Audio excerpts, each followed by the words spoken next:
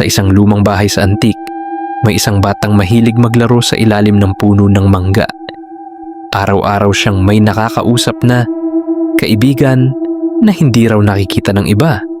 Sabi ng bata, maliit siya, mabait at may ngipin na ginto. Pinagtawanan lang siya ng mga magulang hanggang isang araw nawala ng malay ang bata at hindi na nagising ng 3 araw. Nang magising siya, para siyang ibang tao. Iba ang boses, matalim ang tingin.